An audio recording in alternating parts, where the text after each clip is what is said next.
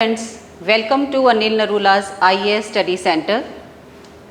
आज हम पॉलिटी में डिस्कस करेंगे preamble and first part of Indian constitution, that is the union and its territory. Preamble start करने से पहले हमने लास्ट वीडियो में आप सबने देखा होगा, जो भी हमने डिस्कस किया वो सब प्री के पॉइंट ऑफ व्यू से बहुत इम्पॉर्टेंट है।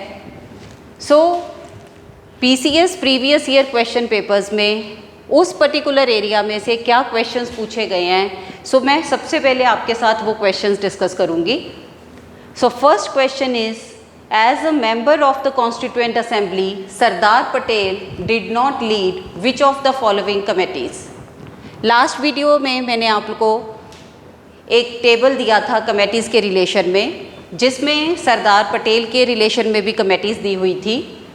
अगर हम उस टेबल को रेफ़र करें, आप लोग देख सकते हैं कि सरदार पटेल ने इन 3 कमेटीज़ को एड्रेस किया था, लीड किया था। Committee on tribal and excluded areas, committee on minority affairs and committee on fundamental rights. जो 4th कमेटी है, committee on devolution of power to the union, ये कमेटी का मतलब है जो उस टेबल में टर्म यूज़ की गई है, union power committee. Union power committee Pandit Jawaharlal Nehru ने लीड की थी। यहाँ पे हमें बतानी है कि सरदार पटेल ने कौन सी नहीं लीड की थी। He did not lead which of the following committee. Answer should be only 4, C. Next question is, which of these constitutional amendments does not pertain to addition of more languages in the 8th schedule। 8th schedule में हम लोगों ने last video में देखा total 22 languages recognise की गई थी। उसमें से 14 लैंग्वेजेस ओरिजिनल कॉन्स्टिट्यूशन में थी, 8 मोर हम लोगों ने, हमारे पार्लियामेंट ने कॉन्स्टिट्यूशनल अमेंडमेंट के साथ ऐड की। आप लोग देख सकते हैं, लास्ट वीडियो में मैंने बताया था 21st अमेंडमेंट से एक लैंग्वेज ऐड हुई सिंधी, 71st अमेंडमेंट से 3 लैंग्वेज ऐड हुई Konkani, Manipuri and Nepali, and 92nd amendment से 4 और लैंग्वेज ऐड हुई, बोडो, डोगरी, संथाली एंड मैथिली। कौन सी अमेंडमेंट उस रिलेशन में नहीं है? The last one, 29th amendment. और क्वेश्चंस भी हैं। Next question is, which of the following is incorrect in relation to the schedules.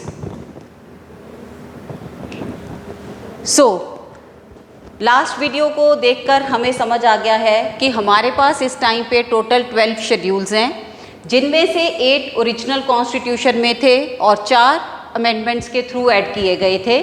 First statement is correct. Schedule 11 and 12th were incorporated by 73rd and 74th amendment. This is also fine. 9th schedule was added by first constitutional amendment. ये भी ठीक है।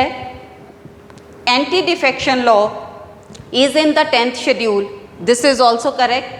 And it was added by 42nd amendment. ये गलत है। It was not added by 42nd, it was added by 52nd amendment in year 1985।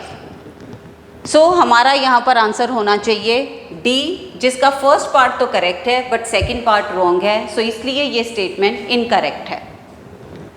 And the last question from previous year questions is borrowings के relation में है, match the following features. यहाँ पे अगर आप लोग बोरोइंग्स के टेबल को रिलेट करें, federalism is a feature which we borrowed from Canada, fundamental duties from former USSR, that is former Soviet union, DPSPs that is directive principles of state policy from Ireland, and judicial review from America, that is US. सब directly matched हैं। यहाँ पे हमारा possible answer बन रहा है A with 1, B with 2, C 3 and D 4। ये कुछ क्वेश्चंस थे हमारे प्रीवियस ईयर क्वेश्चन पेपर में से। जस्ट आपको एक आइडिया देने के लिए कि एग्ज़ाम में क्वेश्चंस हमें किस तरह से पूछे जाते हैं।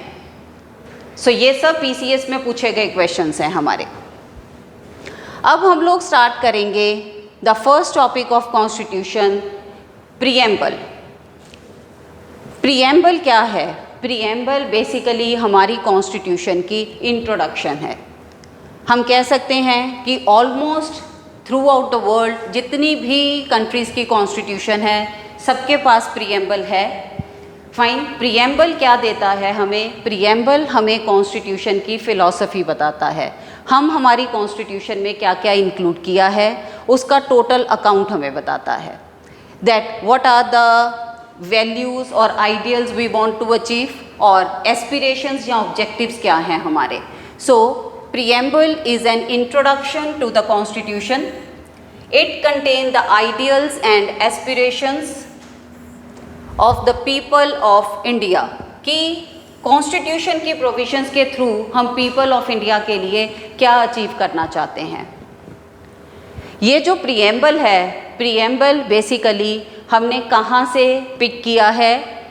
प्रीएम्बल के रिगार्डिंग जब हमारी कॉन्स्टिट्यूएंट असेंबली वर्किंग मोड में आई, जब उसका फर्स्ट सेशन चल रहा था, फर्स्ट सेशन विच वो स्टार्टेड ऑन 9 दिसंबर 1946। सो उस सेशन के दौरान पंडित जवाहरलाल नेहरू ने 13 दिसंबर को एक ऑब्जेक्टिव रेजोल्यूशन मूव किया था।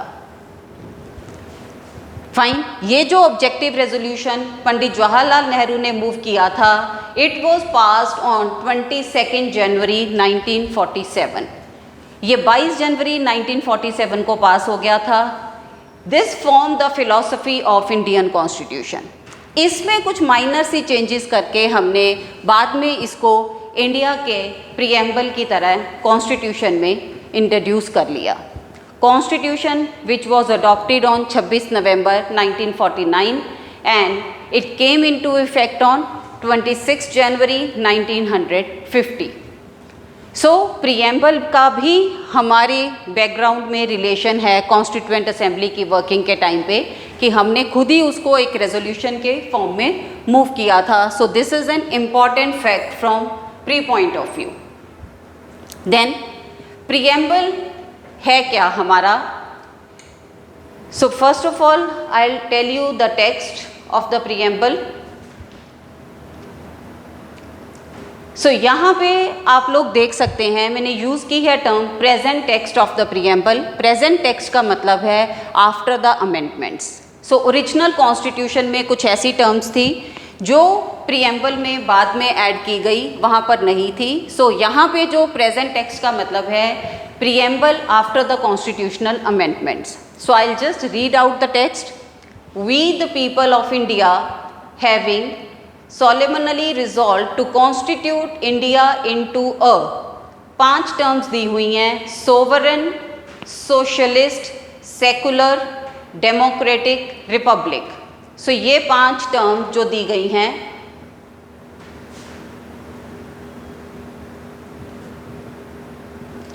sovereign, socialist, secular, democratic, republic। सो ये जो 5 टर्म हैं ये हमें बताती हैं what type of Indian state we want, कि कैसा इंडिया, कैसा हमें गवर्नमेंट का सिस्टम चाहिए। And to secure to all citizens, हम हमारे सिटीजन्स को इस तरीके का देश बना के क्या देना चाहते हैं? Justice, liberty, equality and fraternity. 4 objectives हैं जो हम इसके थ्रू फुलफिल करना चाहते हैं। हर टर्म के सामने कुछ एक्सप्लेनेशन दी हुई है जो हम लोग अभी डिस्कस करेंगे। फाइन, सो प्रीएम्बल में बिगनिंग में टर्म यूज़ की गई है people of India. So what we are trying to get from it, कि ultimate authority people of India के पास है। That we the people of India have given to ourselves this constitution.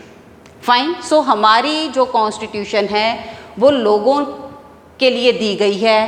People of India are the ultimate authority. Fine, so ये है हमारा preamble का text. सो इसको discuss करने से पहले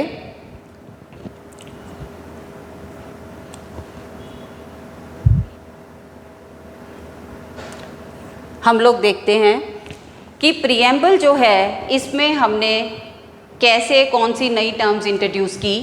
preamble is non justiciable. Non justiciable का मतलब होता है कि preamble is not enforceable in a court of law. Preamble को हम कोर्ट में एनफोर्स नहीं कर सकते, चैलेंज नहीं कर सकते। That means it can not be enforced in a court of law. So इसका फ़ायदा क्या है? Actually it helps in the legal interpretation. यहाँ भी हमें कॉन्स्टिट्यूशन की प्रोविजंस को लेके कोई भी एम्बिग्विटी आती है, सो वहाँ पे क्लैरिफिकेशन के लिए हम प्रीएम्बल की हेल्प ले सकते हैं। सो सुप्रीम कोर्ट को प्रीएम्बल लीगल इंटरप्रिटेशन में हेल्प करता है। कॉन्स्टिट्यूशन की कमेंसमेंट के बाद ये लगा कि हमारी प्रीएम्बल में कॉन्स्टिट्यूशन का ब्रीफ में कंप्लीट अकाउंट दिया हुआ है, बट कुछ टर्म्स ऐसी हैं जो इसमें इंक्लूसिव होनी चाहिए थी, वो इसमें इंक्लूडेड नहीं है। सो जब ऐसी बात आई कि हम प्रीएम्बल को अमेंड करते हैं, सो कुछ पॉलिटिकल स्कॉलर्स ने कहा कि प्रीएम्बल को अमेंड किया ही नहीं जा सकता because preamble is not covered under any part of the constitution. Fine. So 1960 में बेरूबारी यूनियन केस में सुप्रीम कोर्ट में इस चीज़ को रखा गया, चैलेंज किया गया। सो सुप्रीम कोर्ट ने 1960 में कहा preamble is not part of the constitution. So preamble is not part of the constitution means हम आर्टिकल 368 का प्रोसीजर यूज़ करते हुए प्रीएम्बल को अमेंड नहीं कर सकते, चेंज नहीं कर सकते। बट जैसे जैसे हमारी कॉन्स्टिट्यूशन वर्किंग मोड में आई, ये फील हुआ कि प्रीएम्बल को भी अमेंड करने की ज़रूरत है। सो सुप्रीम कोर्ट में जब दोबारा से ये चीज़ चैलेंज हुई तो केशवानंदा भारती केस 1973 का है, जिसमें सुप्रीम कोर्ट ने अपनी पिछली जजमेंट को ओवर रूल कर दिया। ओवर रूल मीन्स उन्होंने अपनी पिछली जजमेंट को चेंज कर दिया, अर्लियर डिसीजन को चेंज कर दिया। So they said preamble is part of the constitution, thus it can be amended by using the provision given under Article 368. So 42nd Constitutional Amendment Act, very very important amendment of year 1976, जिससे हमने preamble को first time amend किया और उसमें 3 नई term add की, socialist, secular and integrity. Socialist, secular and integrity 3 term हमने add की। 42nd अमेंडमेंट की बात हमने लास्ट वीडियो में भी की थी। सो 42nd अमेंडमेंट से हमने कॉन्स्टिट्यूशन में बहुत सारी चेंजेस की हैं, इसलिए इवन 42nd अमेंडमेंट को हम लोग मिनी कॉन्स्टिट्यूशन का नाम भी देते हैं, बिकॉज बहुत सारी चेंज, बहुत बदलाव लाए गए कॉन्स्टिट्यूशन में। सो इसलिए हम इसको मिनी कॉन्स्टिट्यूशन भी कहते हैं। सो अब आप लोग देख सकते हैं प्रेजेंट टेक्स्ट ऑफ प्रीएम्बल में 3 टर्म मैंने बताई कि 42nd अमेंडमेंट से ऐड हुई हैं। सो वो 3 टर्म्स कौन सी हैं? सोशलिस्ट, सेकुलर एंड इंटीग्रिटी है। फाइन। सो अब हम लोग ब्रीफ में डिस्कस करेंगे प्री पॉइंट ऑफ व्यू से कि इन 5 टर्म का मतलब क्या है, किस तरीके की इंडियन स्टेट हम चाहते थे। सोवरन, सोवरन का मतलब होता है independent authority. Fine. So we know that India is independent, it is no more dependent upon any other state और एनी अदर अथॉरिटी। सोशलिस्ट का मतलब होता है collective goals. Collective goals means for larger interest.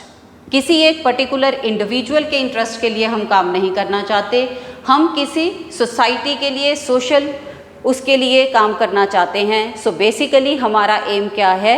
Social welfare. Fine. And ये जो social welfare की achievement है हमारी कॉन्स्टिट्यूशन में directive principles of state policy के थ्रू हम सोशल वेलफेयर को अचीव करना चाहते हैं। Then the term secular, very very important term. India is a secular country. India is a secular country means all religion are treated equally in our country. Our country is not only neutral in religious matter but it gives respect to all the religion. हमारे यहाँ पर state का कोई particular religion नहीं है, religion एक private affair है, सब रिलीजन को इक्वल तरीके से ट्रीट किया जाता है। Then comes the term democratic, means democracy. So democracy सबने अब्राहम लिंकन की डेफिनेशन सुनी है. Democracy is government by the people, of the people and for the people. So democracy indicates कि हमारे यहाँ पर जो अथॉरिटी है, जो टाइप ऑफ गवर्नमेंट है, उसको फॉर्म करने के पीछे लोगों की मर्जी है. यस, व्हाट इज़ देयर, हम कह सकते हैं इंडिया में रिप्रेजेंटेटिव डेमोक्रेसी है. रिप्रेजेंटेटिव डेमोक्रेसी का मतलब क्या है? That people choose their representative. हमारे यहाँ पर राइट टू वोट प्रोवाइड किया गया है. Right to vote to adult population जो 18 साल के हैं या 18 साल से बड़े हैं. सो हम हमारे रिप्रेजेंटेटिव चूज़ करते हैं through universal adult franchise. So article 326 में यूनिवर्सल अडल्ट फ्रेंचाइजी की बात की गई है. Universal adult franchise means right to vote, जो 18 साल के हैं या 18 साल से बड़े हैं. सो इसके थ्रू हम कह सकते हैं दैट इंडिया में रिप्रेजेंटेटिव डेमोक्रेसी है, a type of indirect democracy in India. Then the last term is republic. Republic का मतलब है head of the state is elected one, not hereditary. Head of the state India में हम किसे कहते हैं? प्रेसिडेंट ऑफ इंडिया को. Yes, India is republic because head of the state, that is president, he is elected for a fixed term of 5 years. So ये है हमारे 5 features under the nature of Indian state. अब आती है बात that what are the objectives which we want to fulfill for our Indian citizens. So first term is justice, जिसमें हम बात करते हैं 3 तरीके के जस्टिस की: social, economic and political justice. Social और इकोनॉमिक जस्टिस जो है वो हम फुलफिल करते हैं कॉन्स्टिट्यूशन की provisions, directive principles of state policy के थ्रू. अभी मैंने 2 मिनट पहले ही बोला सोशलिस्ट टर्म. सोशल वेलफेयर हम कैसे अचीव करते हैं? Through directive principles of state policy. So pre में ये चीज़ पूछी जा सकती है कि social and economic justice is provided by which provision of the constitution. So it is directive principle of state policy. Then political justice कैसे provide किया जाता है? That is provided through, you can say, fundamental rights. Fine. Then liberty. Liberty में 5 terms are given. Liberty means type of freedom, we can say.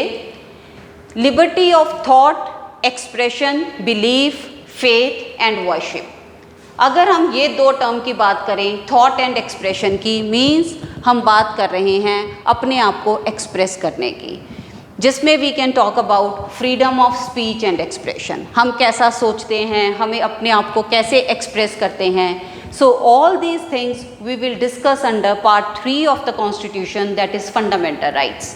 Fundamental rights में article 19 में हम इसके बारे में बात करते हैं. Then liberty of belief, faith and worship. So ये जो 3 टर्म्स हैं, these are related to basically religion. So religion हम पहले ही कह चुके हैं, इंडिया में religion is a private affair. So religion secular term. इन चीज़ों को एक्सप्लेन करने के लिए अगेन फंडामेंटल राइट्स में आर्टिकल 25 से लेकर 28 के बीच में हमें सारी इन्फॉर्मेशन दी गई है. Then another term is equality. Equality of status and opportunity. Equality of status and opportunity means कि हम हर फील्ड में status, opportunity means chance to get employment and all, chance to get education. So fundamental rights में article 14, 15, everywhere we talk about this equality. Fine. Then even under the directive principles of state policy, you will find certain such provisions which tries to promote equality of status and opportunity for the social welfare basically. Fine. So again fundamental rights and directive principles से ये terms explain होती हैं. And the last term is fraternity. assuring the dignity of the individual and the unity and integrity of the nation. Fraternity का मतलब होता है feeling of oneness, Ekta, feeling of brotherhood.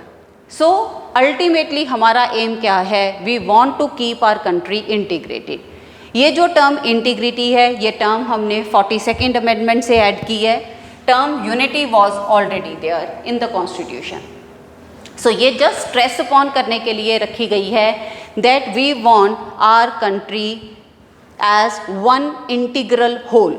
हमें एक इंटीग्रल होल की तरह हमारा देश चाहिए, हम उसमें किसी तरीके की डिविजन्स नहीं चाहते. In our constituent assembly this 26 November 1949 की हम लोगों ने बात की थी लास्ट वीडियो में भी, जिस दिन हमने हमारी कॉन्स्टिट्यूशन को अडॉप्ट किया था. सो वो अडॉप्ट क्लॉज या फिर हम कह सकते हैं इनैक्ट क्लॉज जो है वो प्रीएम्बल में गिवन है. Fine. So this is the discussion regarding the text of preamble. So इसका सारा significance I have told you. ये सब कुछ हमारे प्री पॉइंट ऑफ व्यू से काफ़ी इंपॉर्टेंट है. सो अगर हमसे पूछा जाए एग्जाम में कि इनेक्टिंग क्लॉज कहाँ पे गिवन है, प्रीएम्बल में गिवन है. बट हमारी कॉन्स्टिट्यूशन किस दिन इफेक्ट में आई? दैट वाज 26 जनवरी 1950, जिसको हम रिपब्लिक डे की तरह सेलिब्रेट करते हैं. So this is all regarding the discussion on preamble.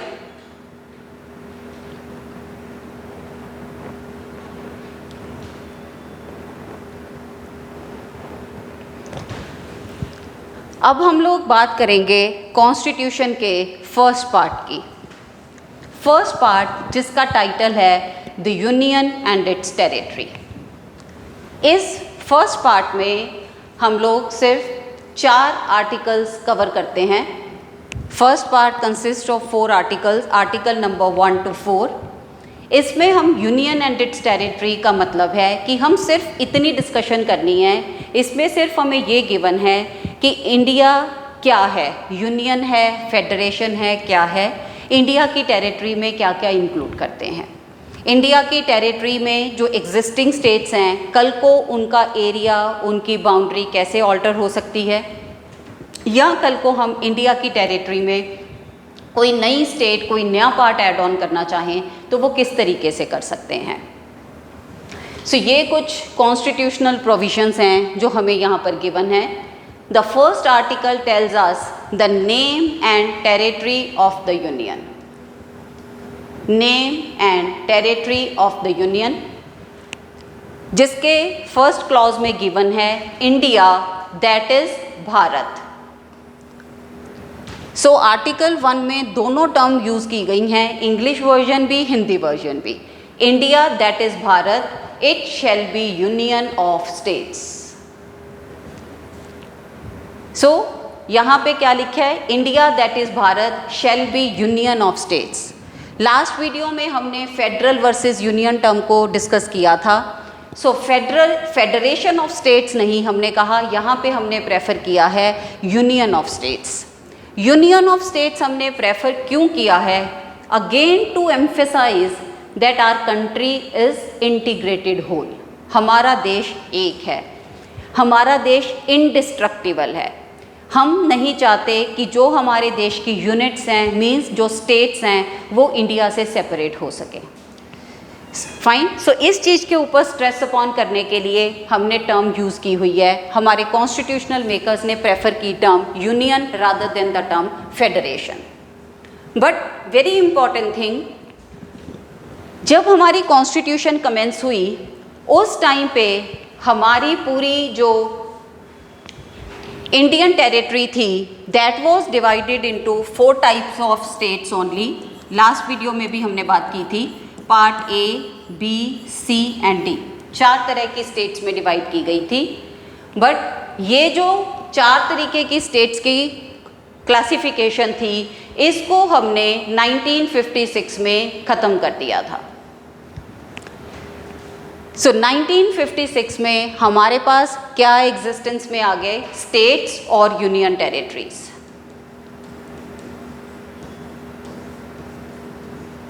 सो अब हम जब बात करते हैं India that is union of states. So यहाँ पे हमारा मतलब है यूनियन ऑफ स्टेट्स। जब हम बात करते हैं सो यहाँ पे टर्म यूटीज इंक्लूड नहीं की गई है, क्योंकि कमेंसमेंट ऑफ कॉन्स्टिट्यूशन के टाइम पे यूनियन टेरिटरी टर्म थी ही नहीं।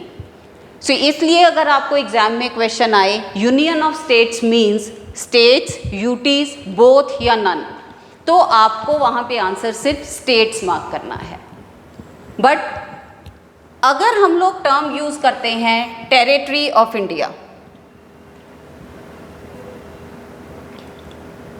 अगर हम लोग टर्म यूज़ करते हैं कि इंडिया की टेरिटरी किससे बनी हुई है, सो वहाँ पे हम अब कहते हैं territory of states, UTs and even other territories जो हमारी पार्लियामेंट एक्वायर कर सकती है। सो दोनों क्वेश्चन डिफरेंट हैं। यूनियन ऑफ स्टेट टर्म अगर एग्जाम में पूछी जाए तो उसमें हम यूटीज इंक्लूड नहीं करते, but territory of India term में हम यूटीज टर्म इंक्लूड करते हैं। Very important thing from pre point of view.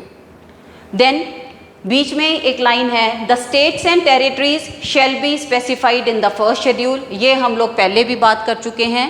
First schedule में हमें कंप्लीट लिस्ट दी गई है सारी स्टेट्स की और यूनियन टेरिटरीज की। सो ये है हमारा simple first article. Then comes second article, parliament may by law provide for admission और एस्टेब्लिशमेंट ऑफ न्यू स्टेट्स, कि पार्लियामेंट प्रोवाइड कर सकती है कि कैसे हमने इंडिया की टेरिटरी में कोई नया एरिया इंक्लूड करना है। इंडियन कॉन्स्टिट्यूशन की कमेंसमेंट होने के बाद हमने कुछ एरियाज़ इंडिया की टेरिटरी में इंक्लूड किए। फॉर एग्ज़ाम्पल पौंडीचेरी, जिसको अब हम पुडुचेरी बोलते हैं, गोवा ऐड किया, सिक्किम ऐड किया, दमन ऐड किया। ये सब जो पार्ट्स थे इंडिया की टेरिटरी में कमेंसमेंट के बाद ऐड हुए, ये सब आर्टिकल 2 के अंडर ऐड हुए, जिसके लिए कोई प्रोसीजर नहीं दिया हुआ। पार्लियामेंट के पास अथॉरिटी है कि वो कैसे इसको ऐड ऑन कर सकती है। सो आर्टिकल 2 सेज कि अगर हम इंडिया की टेरिटरी में सिंपल टर्म्स में कुछ नया एरिया ऐड करना चाहें तो कैसे कर सकते हैं। सो पार्लियामेंट को अथॉरिटी दी गई है। Then next comes article 3, very important article. Again parliament के पास पावर है by law to provide for formation of new states, alteration of areas और बाउंड्रीज और even names of the existing state. यहाँ पर जो सबसे इम्पॉर्टेंट बात है वो है एग्जिस्टिंग स्टेट की बात कर रहे हैं। तो सेकंड और थर्ड आर्टिकल में डिफरेंस क्या है कि सेकंड आर्टिकल में हमने बात की कि कोई ऐसा एरिया इंडिया में ऐड करना जो पहले इंडिया का पार्ट नहीं था।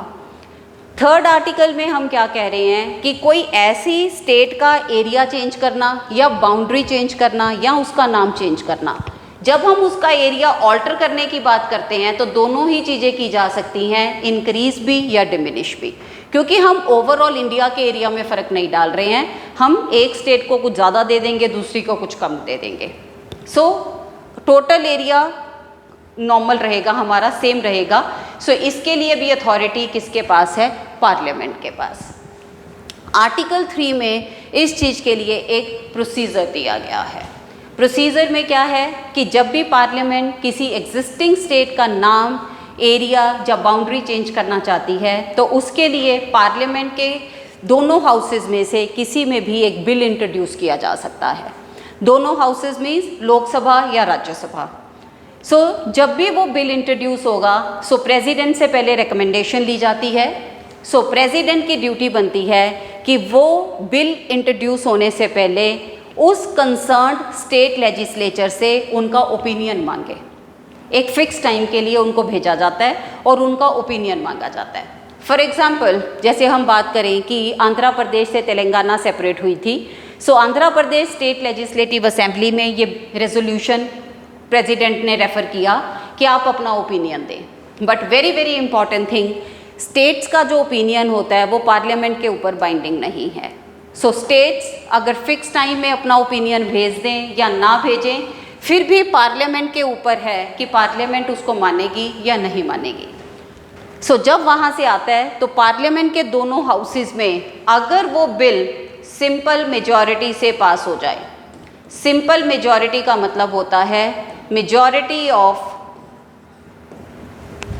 members present and voting, majority of members present and voting. So अगर उससे पास हो जाए तो देन आफ्टर प्रेसिडेंट सिग्नेचर वो पर्टिकुलर काम किया जाएगा। स्टेट का एरिया चेंज करना है, नाम चेंज करना है, that will be done. So article 2 में ऐसा कोई प्रोसीजर गिवन नहीं है, पार्लियामेंट अपनी अथॉरिटी से कर सकता है, बट आर्टिकल 3 में पार्लियामेंट के पास अथॉरिटी है और एक हमें ब्रीफ प्रोसीजर भी दिया हुआ है। देन आर्टिकल 3E1 यूटीज़ के ऊपर भी एप्लीकेबल है, ब्रैकेट में मेंशन है also applicable on UTs. So union territories का भी हम एरिया, नाम, बाउंड्री चेंज करना चाहें तो सेम मेथड से कर सकते हैं। डिफरेंस क्या है, स्टेट्स का हम ओपिनियन मांगते हैं, यूटीज़ के लिए ओपिनियन की भी ज़रूरत नहीं होती। So the whole sole authority lies with the parliament. So this is article 3 कि existing state में हम कुछ alterations करना चाहते हैं। So इसी particular article के through आप सबको ने सुना होगा कि उड़ीसा का नाम बदलकर हमने उड़ीसा रखा था। फाइन, सो उड़ीसा का नाम चेंज होके उड़ीसा रखा गया अराउंड 2011 में। सो जब ये नाम चेंज हुआ उस टाइम हमने आर्टिकल 3 का प्रोसीजर यूज़ किया। आंध्र प्रदेश से तेलंगाना सेपरेट हुई आर्टिकल 3 का प्रोसीजर यूज़ करके। Fine, so this is just to give more clarity. And article 4 is nothing. Article 4 में सिंपली लिखा है कि अगर हम आर्टिकल 2 और 3 से कोई भी अमेंडमेंट करते हैं तो हमें साथ के साथ कॉरेस्पॉन्डिंग चेंज कर देनी चाहिए फर्स्ट एंड फोर्थ शेड्यूल में, फर्स्ट एंड फोर्थ शेड्यूल।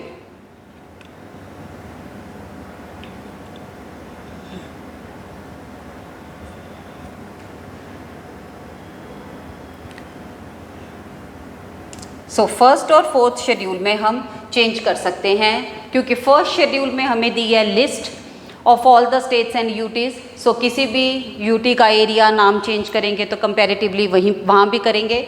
और फोर्थ शेड्यूल में हमें लिस्ट दी गई है allocation of seats in the council of states, that is Rajya Sabha. So वो भी हम कॉरेस्पॉन्डिंग तरीके से चेंज कर देंगे।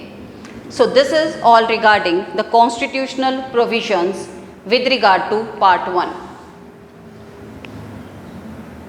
अब हम लोग बात करेंगे रीऑर्गेनाइजेशन ऑफ स्टेट्स की। अभी मैंने आपको कुछ टाइम पहले बोला कि कॉन्स्टिट्यूशन के कमेंसमेंट के टाइम पे हमारे पास 4 तरह की स्टेट्स थी। सो वो जो 4 तरीके की स्टेट्स हमने कॉन्स्टिट्यूशन के कमेंसमेंट के टाइम पे रखी, now all of us know कि कोई 4 तरीके की स्टेट्स नहीं है। अब whole Indian territory is divided into states and union territories. तो ये कैसे किया गया, कॉन्स्टिट्यूशन की कमेंसमेंट से पहले कुछ कमीशंस, कुछ कमेटीज़ बनाई गई कि जो हमें रेकमेंड करें कि हम स्टेट्स को कैसे रीऑर्गेनाइज कर सकते हैं, बट कोई कंसेंसस नहीं बन पाया। कुछ डिमांड थी कि लैंग्वेज के बेसिस पे किया जाए, कमेटीज़ बार बार कह रही थी कि एडमिनिस्ट्रेशन कन्वीनियंस के बेसिस पे किया जाए। सो हमने कमेंसमेंट के टाइम पे वही 4 टाइप्स की स्टेट्स को कंटिन्यू कर लिया। देन हुआ क्या, कॉन्स्टिट्यूशन की कमेंसमेंट के बाद अक्टूबर 1953 में गवर्नमेंट ऑफ इंडिया को सबसे पहली लिंग्विस्टिक स्टेट क्रिएट करनी पड़ गई। Very important from pre point of view, Andhra Pradesh. ये क्यों गवर्नमेंट को करनी पड़ी, because there was a person Potti Sriramulu जो हंगर स्ट्राइक पे बैठा था और 56 डे उसकी डेथ हो गई। तो सरकार को प्रेशर में आके ये काम करना पड़ा। अदरवाइज़ उस टाइम पे हमारी गवर्नमेंट जो थी वो बिज़ी थी क्योंकि हमने प्रोविजनल सिस्टम से परमानेंट सिस्टम की तरफ शिफ्ट किया था, नई लोकसभा कॉन्स्टिट्यूट हुई थी। सो गवर्नमेंट ने प्रेशर में आके आंध्र प्रदेश क्रिएट कर दी। बट जैसे ही आंध्र प्रदेश को फर्स्ट लिंग्विस्टिक स्टेट बनाया गया, साथ के साथ कंट्री वाइड एजिटेशन स्टार्ट हो गई। अलग अलग स्टेट से, अलग अलग रीजन से डिमांड आने लग गई कि हमें भी लिंग्विस्टिक बेसिस पे क्रिएट किया जाए। सो गवर्नमेंट ने उस टाइम पे क्या किया, गवर्नमेंट ने एक 3 मेंबर कमीशन बनाया, स्टेट रीऑर्गेनाइजेशन कमीशन, दिसंबर 1953 में। ये एक 3 मेंबर कमीशन था जिनके चेयरपर्सन थे फजल अली और बाकी 2 मेंबर्स थे HN Kunzru and KM Panikkar, state reorganisation commission.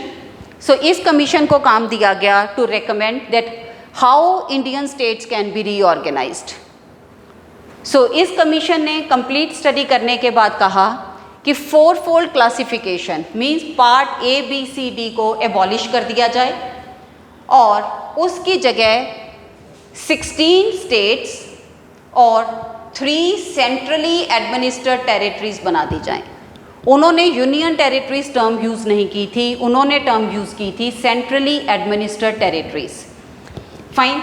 So based on the linguistic cultural homogeneity as well as to preserve the unity of India, कि यही इंडिया के लिए बेटर है। 4 तरीके की स्टेट्स ख़त्म करके 16 स्टेट्स और 3 सेंट्रली एडमिनिस्टर्ड टेरिटरीज में डिवाइड कर दो। इस कमीशन की रिकमेंडेशन के बेसिस पे फाइनली गवर्नमेंट ने क्या किया, 1956 में स्टेट रीऑर्गेनाइजेशन एक्ट पास किया गया। स्टेट रीऑर्गेनाइजेशन एक्ट जो था वो एक ऑर्डिनरी बिल था।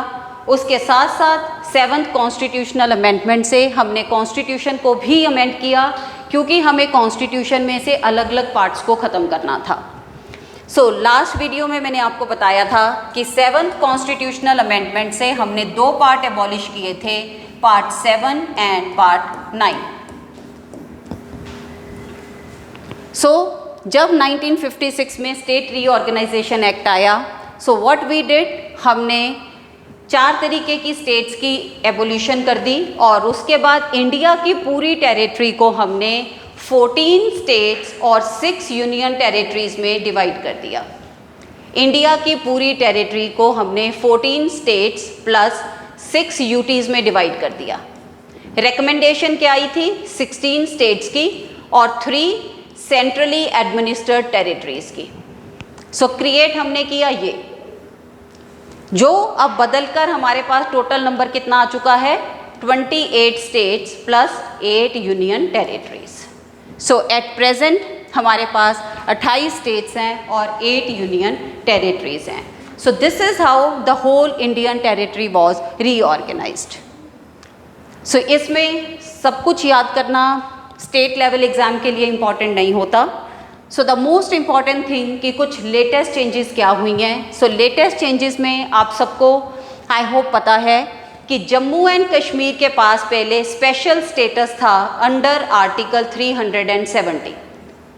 370 आर्टिकल के अंडर जम्मू एंड कश्मीर के पास स्पेशल स्टेटस था, जो ख़त्म कर दिया गया और अब जम्मू एंड कश्मीर को 2 यूटीज़ में डिवाइड कर दिया गया, Jammu and Kashmir and Ladakh. So Jammu and Kashmir में लेजिस्लेटिव असेंबली बनेगी, Ladakh completely under the control of centre. So ये जो हमने काम किया ये कब हुआ, 31 अक्टूबर 2019 में। सो इम्पॉर्टेंट जो है लेटेस्ट जो चेंज हुई है, जम्मू एंड कश्मीर स्टेट को 2 यूटीज़ में कन्वर्ट कर दिया गया। उसके बाद जो एक और इम्पॉर्टेंट चीज़ है, जनवरी 2020 में दादरा एंड नगर हवेली और दमन एंड दीव 2 यूटीज़ थी, जिनको कंबाइन करके एक बना दिया गया, Dadra and Nagar Haveli and Daman and Diu with the common capital दमन। सो ये है अनदर इम्पॉर्टेंट थिंग। उसके बाद इससे पहले स्टेट्स की सेपरेशन कब हुई थी, स्टेट्स की सेपरेशन हुई थी 2014 में, आंध्र प्रदेश और तेलंगाना सेपरेट हुए थे।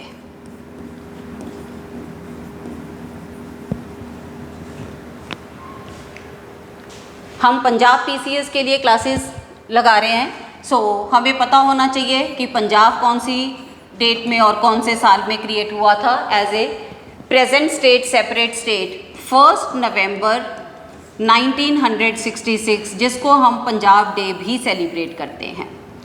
1 नवंबर 1966 को पंजाब हरियाणा से सेपरेट होके अलग स्टेट बना था, जैसे हम प्रेजेंट तरीके में एग्जिस्ट कर रहे हैं। पंजाब हरियाणा को कौन से कमीशन की रिकमेंडेशन पे अलग किया गया था, very important, again from PCS examination point of view, Shah commission. Shah commission की रिकमेंडेशन पे हमने पंजाब को हरियाणा से सेपरेट किया और 1 नवंबर 1966 को हरियाणा और पंजाब सेपरेटली क्रिएट हो गए। सो ये है हमारी सारी बात with regard to reorganization of states. अब हम लास्ट टॉपिक कवर करते हैं आज का, 100th amendment act. 100th amendment act क्या है 2015 का? It is a land boundary agreement.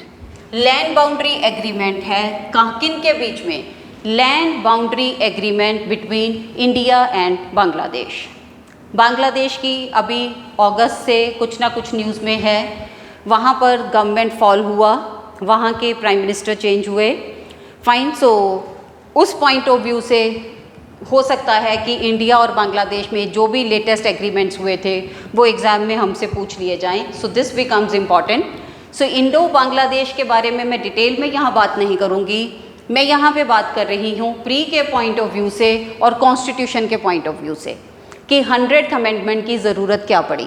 100th amendment act, जो बात याद रखने वाली है, एक्ट नंबर और इसका बिल नंबर कितना था? 119th। बिल एक्ट कब बनता है? बिल एक प्रपोजल है, जब बिल दोनों हाउसेस में पास हो जाता है उसके बाद प्रेसिडेंट से साइन हो जाता है, तब वो एक्ट में कन्वर्ट हो जाएगा। फाइन, देन इंडिया और बांग्लादेश का एग्रीमेंट होना था। उस टाइम पे हमें कॉन्स्टिट्यूशन को अमेंड करने की ज़रूरत क्यों पड़ी? क्योंकि हमारी 4 स्टेट्स की टेरिटरीज जो थी वो अमेंड हुई, Assam, Meghalaya, West Bengal and Tripura. Very important question. Assam, Meghalaya, West Bengal and Tripura, so ये चारों फर्स्ट शेड्यूल में थे, इनका एरिया ऑल्टर हुआ था। सो इसलिए हमें 100th अमेंडमेंट के थ्रू कॉन्स्टिट्यूशन के फर्स्ट शेड्यूल को अमेंड करना पड़ा। फाइन, सो ये जो लैंड बाउंड्री एग्रीमेंट है, जस्ट इम्पॉर्टेंट पॉइंट, मई 16, 1974 में प्राइम मिनिस्टर इंदिरा गांधी के टाइम पे प्राइम मिनिस्टर इंदिरा गांधी और बांग्लादेश के first president Sheikh Mujibur Rahman के बीच में एक एग्रीमेंट साइन हुआ था जो अब तक इफ़ेक्टिव नहीं हो पाया था। सो 100th अमेंडमेंट से that has come into effect basically. So इसमें हुआ क्या है, ये जो 4 स्टेट्स मैं बता रही हूँ, इन चारों स्टेट्स का एरिया कम हुआ है क्योंकि इन चारों स्टेट्स के पास कुछ बांग्लादेश के ऐसे एनक्लेव्स थे जो अब इन स्टेट्स के पास रह गए, बट उसके एक्सचेंज में हमें जो हमारे एनक्लेव बांग्लादेश में थे वो बांग्लादेश को देने पड़े। सो ओवरऑल इंडिया का लॉस हुआ है क्योंकि इंडिया में बांग्लादेश के 51 एनक्लेव्स थे और बांग्लादेश में इंडिया के 111 एनक्लेव्स थे। सो ओवरऑल जो हमें इंडिया में लॉस हुआ है 10,000 एकड़ का, 40 स्क्वायर किलोमीटर्स का। Fine, but behind this there are so many issues कि इस लैंड बाउंड्री एग्रीमेंट के बाद हम इंडो बांग्लादेश रिलेशन को कुछ इम्प्रूव करना चाहते थे। So that is part of the discussion of international relation. हम यहाँ पर कॉन्स्टिट्यूशन के पॉइंट ऑफ व्यू से, प्री के पॉइंट ऑफ व्यू से डिस्कस कर रहे हैं। Fine, so that's all for this video. Thank you friends.